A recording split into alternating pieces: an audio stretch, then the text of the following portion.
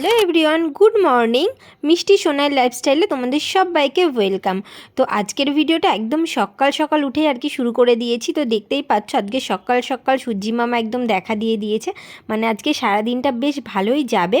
তো চলে গেছিলাম ছাদে সকালবেলায়, যেহেতু সূর্যি মামা উঠে গেছে তাই একটুখানি হাঁটতে।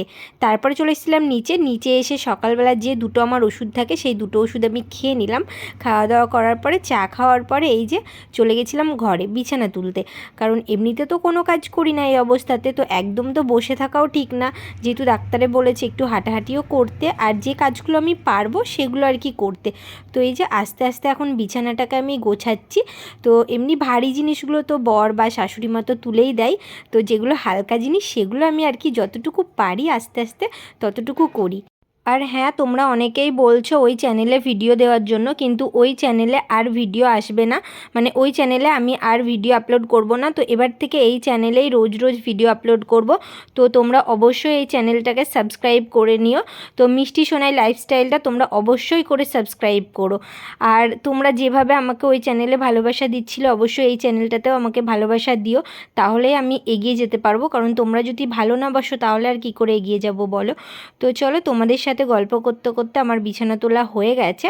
তো এখন মা বাইরে রান্নাবান্না করছে আর আমি এই যে বিছানাটা তো তুলে নিলাম। তো এখন ঘরে কয়েকটা জামা কাপড়ও আছে, সেগুলো আর কি গোছাতে হবে, কারণ আগের দিন আমার বরের একটা নেমন্তন্ন ছিল, তো সেখানেই ও গিয়েছিল। তারপরে এই যে জামা কাপড়গুলো দেখতেই পাচ্ছ ছড়িয়ে ছিটিয়ে পড়ে আছে, তো একটু তো পরিষ্কার করতে হবে। আর কিছু জিনিস রোদেও দিতে হবে, কারণ আগের দিন না ভালো মতো রোদই ওঠেনি। তো আজকে বেশ ভালোই রোদ উঠেছে বাইরে, যেহেতু সকালবেলা ছাদে গেছিলাম, ছাদে গিয়ে দেখলাম। আর হ্যাঁ, ওই চ্যানেলে কেন আর ভিডিও দিচ্ছি না বা কেন দেব না সেটা তোমাদেরকে অবশ্যই পরে বলবো। ও তার জন্য এই চ্যানেলটাকে সাবস্ক্রাইব করো, তাহলেই জানতে পারবে যে কেন দিচ্ছি না। তো চলো, তোমাদের সাথে গল্প করতে করতে এখন সব কাজ টাজ করে নিই। আর সকালবেলায় যেহেতু চা খেয়েছি আর কিছু খাওয়া হয়নি, তো এখন কিছু খাওয়া দাওয়াও করে নেব এগুলো গোছানোর পরে, কারণ এখন প্রায় 10:30 মতো বেজে গেছে। আর সকাল সকাল তো উঠি না, যেহেতু একটু বেলাই হয়ে যায় উঠতে, তো সকালবেলা উঠে আর কি খাওয়াটা না একটু দেরি করেই খাই, কারণ উঠতে উঠতেই প্রায় 9টা বেজে যায়। তো তারপরে দেখো এই যে সকালবেলা মা রুটি আর ফুলকপি আলুর তরকারি করেছিল, তো সেটাই আর কি খেয়ে নিলাম। তারপরে চলে গেছিলাম ছাদে, কিছু জিনিস ছিল সেগুলোই রোদে দিতে, কারণ বললাম না আগের দিন ভালো রোদ হয়নি, তো আজকে বেশ ভালোই রোদটা করেছে, তাই ভাবলাম যাই কিছু সব কিছু রোদে দিয়ে আসি।